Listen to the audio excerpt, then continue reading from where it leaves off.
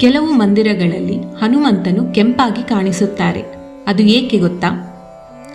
ಸೀತಾಮಾತೆ ತನ್ನ ಹಣೆಯ ಮೇಲೆ ಸಿಂಧೂರವನ್ನು ಇಟ್ಟುಕೊಳ್ಳುವುದನ್ನು ನೋಡಿ ಹನುಮಂತನು ಕುತೂಹಲದಿಂದ ಕೇಳುತ್ತಾರೆ, ಇದು ಏಕೆ ಹಣೆಯ ಮೇಲೆ ಕುಂಕುಮವನ್ನು ಇಟ್ಟುಕೊಳ್ಳುತ್ತಿದ್ದೀರಾ ಅಂತ.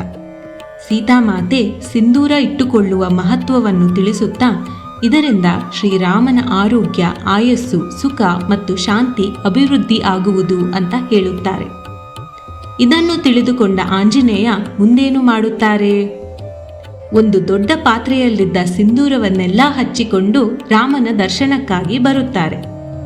ಇದೇನು ನಿನ್ನ ಅವಸ್ಥೆ ಅಂತ ಶ್ರೀರಾಮ ಕೇಳಿದಾಗ, ಸೀತಾಮಾತೆ ನಿಮ್ಮ ಯೋಗಕ್ಷೇಮಕ್ಕಾಗಿ ಒಂದು ಚಿಕ್ಕ ಸಿಂಧೂರ ಇಟ್ಟುಕೊಳ್ಳುತ್ತಾರೆ. ನಾನು ನಿಮ್ಮ ಕ್ಷೇಮ ಇನ್ನಷ್ಟು ಮತ್ತಷ್ಟು ಹೆಚ್ಚಾಗಲಿ ಅಂತ ಮೈತುಂಬ ಹಚ್ಚಿಕೊಂಡಿದ್ದೇನೆ ಅಂತ ತಿಳಿಸುತ್ತಾರೆ.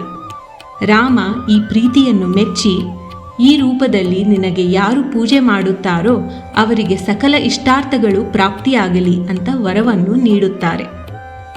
ಜಯ ಶ್ರೀರಾಮ್, ಜಯ ಹನುಮಾನ್.